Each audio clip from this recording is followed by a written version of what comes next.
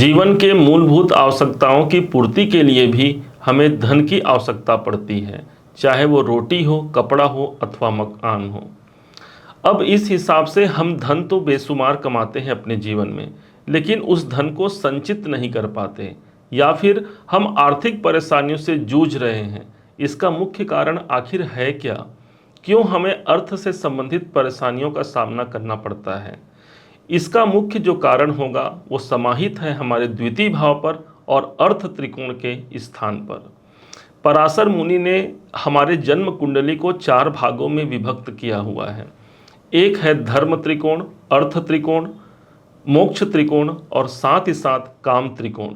अब इस हिसाब से जब हमें पैसों की बात करनी है, जब हमें अर्थ की प्राप्ति होनी है, तो इस अर्थ त्रिकोण पर सबसे ज़्यादा हमें ध्यान देने की आवश्यकता है।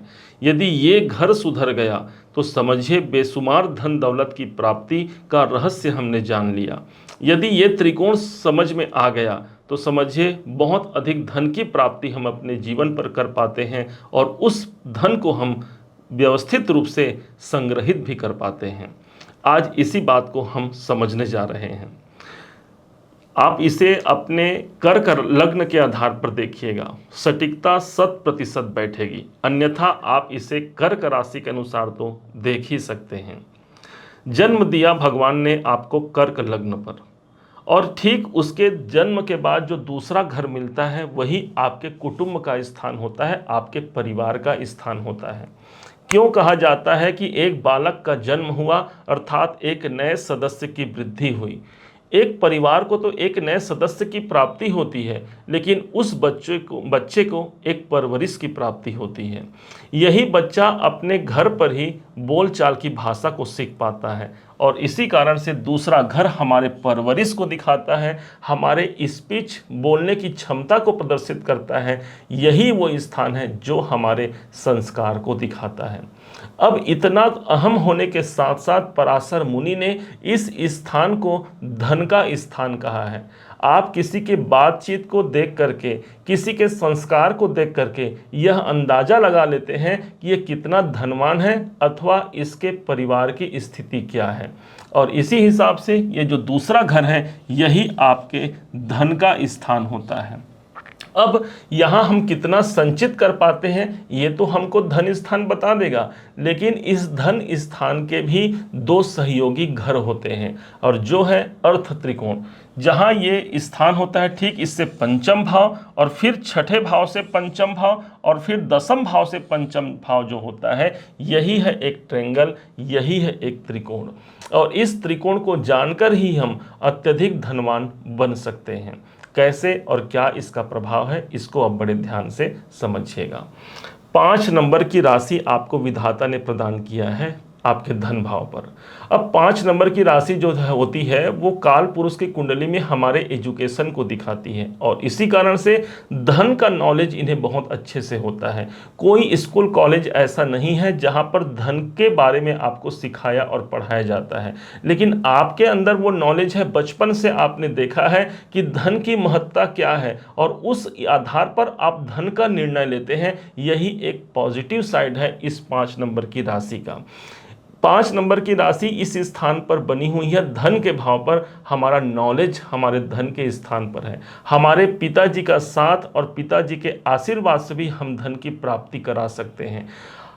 पंचम भाव हमारे शिक्षा को रिप्रेजेंट करता है और इस भाव के जो स्वामी हैं 5 नंबर, उस भाव के स्वामी हैं सूर्य देव और इस घर के जो कारक होते हैं वो होते हैं देव गुरु बृहस्पति। अब सूर्य को पकड़ लेते हैं कि सूर्य अब है कैसे। सूर्य राजा है और इसी कारण से इनके पास धन की जो प्रबलता है वो किसी राजा से कम नहीं होता। भले ही इनके पास कम धन ही क्यों ना हो, लेकिन इनका जो सोच होगा वो किसी राजा से कम नहीं होता। और यही है सूर्य की सबसे बड़ी प्रबलता जो आपके धन भाव पर है। क्या आपने कभी सुना किसी राजा का कोष खाली हो? नहीं। अर्थात इसका मतलब ही ये हो गया कि कुछ समय के लिए मान लीजिए मैं धनहीन हो भी जाऊं, कुछ समय के लिए हो भी सकता है कि मेरे धन की प्राप्ति मुझे न हो पाए, लेकिन ऐसा हो ही नहीं सकता कि मेरा कोष खाली है। और इसी कारण से इनके जीवन में यदि कोई भी काम यदि आवश्यक आ जाए तो ईश्वरीय कृपा से या फिर ये अपनी बुद्धि प्रबलता से उस धन को आकर्षित कर ही लेते हैं। अब कैसे इसको मेंटेन किया जाए?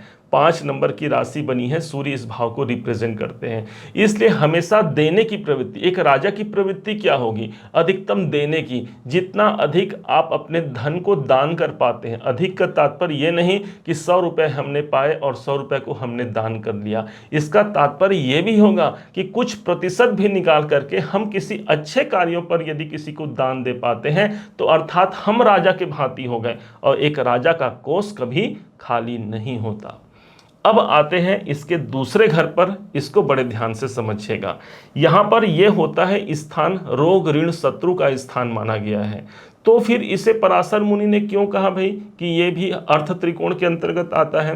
ध्यान दीजिएगा, यही वो स्थान है जो आपके सर्विसेज हैं, जो आप अपने सामने वाले क्लाइंट को आप प्रदान करते हैं। यही वो सेवा का स्थान है, चाहे आप नौकरी करें या बिजनेस करें, जो आप मेहनत करते हैं ये उसी का स्थान हो गया छठा घर। यही वो स्थान हो गया जो ये दिखाता है कि आपके दैनिक दिनचर्या कैसे हैं, और यदि हम अपने दैनिक दिनचर्या को मेंटेन कर लेते हैं, कितने बजे हमको खाना है, कितने बजे हमको सोना है, कितने बजे हमको उठना है, ये नियंत्रण या बैलेंस बनाना ही इसका एक सबसे प्रभावी स्थान होगा।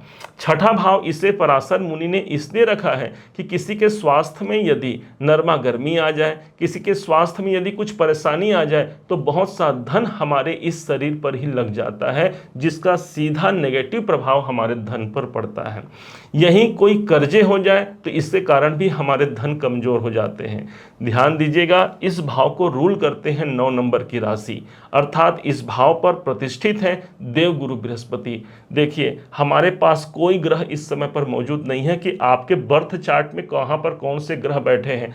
हम इतना लेकिन जरूर कहेंगे कि परमात्मा ने आपको बेस ऐसा दिया है, और उस बेस के माध्यम से हम बहुत अधिक धनवान बन सकते हैं। अब 9 नंबर की राशि है, यह भाग्य का स्थान माना जाता है, अर्थात कालपुरुष की कुंडली में 9 नंबर भाग्य का होता है। इनको जो प्राप्ति होती है अपने जीवन में वो भाग्य से प्राप्त हो सकती है, पिताजी के कृपा से प्राप्त हो सकती है। नवम भाव के स्वामी देव गुरु बृहस्पति हैं, छठे भाव के स्वामी गुरु बृहस्पति हैं। बृहस्पति के अंदर ज्ञान होता है। इसका मतलब जीवन में जो भी संघर्षमय समस्या हैं उसको हम अपने ज्ञान से मेंटेन कर सकते हैं, अपने ज्ञान से उसको टेकल कर सकते हैं, उसको दूर करा सकते हैं। ये युक्ति आपके पास मौजूद है। जितना अधिक आप अपने डेली जीवन को आप मेंटेन रख पाते हैं, अपनी क्रियाओं पर आप ध्यान रख पाते हैं, उतना ज़्यादा आपके प्राप्तियों की संभावना बढ़ेगी, क्योंकि ये प्राप्ति का स्थान तो यही है। और जो नेगेटिव जो साइड है, रोग ऋण रिपु का जो स्थान है, वो स्थान कम हो जाएगा, या फिर नहीं भी रहे तो कोई बड़ी बात नहीं।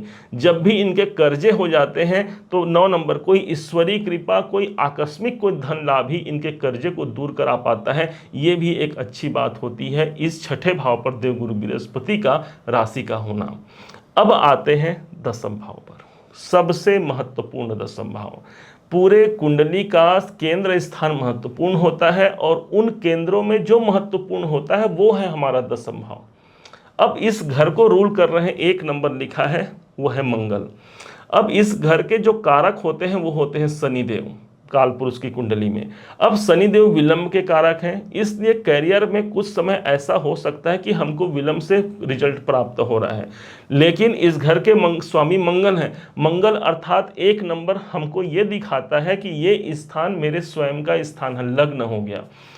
आप अपने कैरियर में उन्नति को प्राप्ति अपने स्वयं के दम पर आप करा पाते हैं। किसी अन्य का सपोर्ट आपको मिले ना मिले, आपके अंदर वो सामर्थ्य है कि आप अपने कर्म क्षेत्र के द्वारा एक उन्नति के मार्ग को प्रशस्त करा पाते हैं। चूंकि दसम भाव का लिंक बना हुआ है धन भाव से, तो वो धन की प्राप्ति भी आपके कर्म क्षेत्र से निकाल करके आपको देता है। अब मंगल आ गए। मंगल का तात्पर्य ये हो गया कि ये योद्धा हैं, पराक्रमी हैं, सेनापति हैं, अर्थात हमको भी अपने कार्य क्षेत्र पर एक पराक्रमी की भांति काम करते हैं हम अपने कार्य क्षेत्र पर। यदि ग्रहों की कोई नेगेटिव स्थिति के कारण ऐसा नहीं है तो वो योद्धा की भांति आप काम कर पाते हैं। इसकी सजगता आपको सदैव रखनी होगी।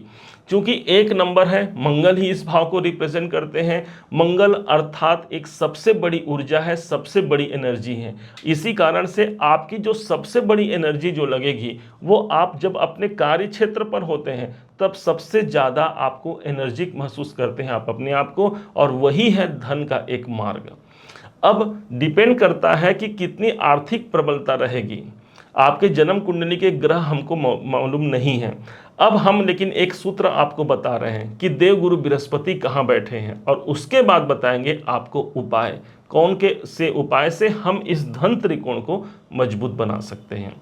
देवगुरु बृहस्पति मान लीजिए इस भाव के तो कारक हैं ही हैं, और मान लीजिए ये छठे भाव पर या दसम भाव पर देवगुरु बृहस्पति यहाँ पर विराजमान हो, तो उस हिसाब से गुरुदेव की यहाँ अगर बैठते हैं, दसम भाव पर बैठते हैं, तो यहाँ से इनकी दृष्टि पड़ती है धन भाव पर, अर्थात इनके पैरेलल ही ये चल रहे हैं। और गुरु की दृष्टि गंगा जल के समान पवित्र है, कभी भी धन की हानि नहीं होगी, हमेशा धन बेशुमार धन दौलत यहाँ पर प्रदान करते रहेंगे। मान लीजिए गुरुदेव यहाँ पर हैं तो इनकी 9वीं दृष्टि आ रही है, यह भी एक अच्छा संयोग हो गया बड़े अर्थ लाभ की प्राप्ति के लिए। मान लीजिए गुरुदेव यदि अष्टम भाव पर बैठे हैं तो ये भी हमको धनदायक स्थिति को प्राप्त कराते हैं। देख लीजिए, जब भी आपको सूर्य की महादशा, गुरु की महादशा या मंगल की महादशा या अंतरदशा की प्राप्ति होती है, तब तब आपको धन की प्राप्ति का वो सोर्स होगा। आप अपनी कुंडली पर भी इसे चेक कर सकते हैं, उस समय पर आपको धन की प्राप्ति बहुत अधिक करा सकता है ये द्वितीय भाव का स्वामी, छठे भाव का स्वामी और दसम भाव का स्वामी। अब आते हैं उपाय की ओर। क्या उपाय किया जाए? 5 नंबर की राशि धन भाव को है, 5 नंबर हमारा एजुकेशन है।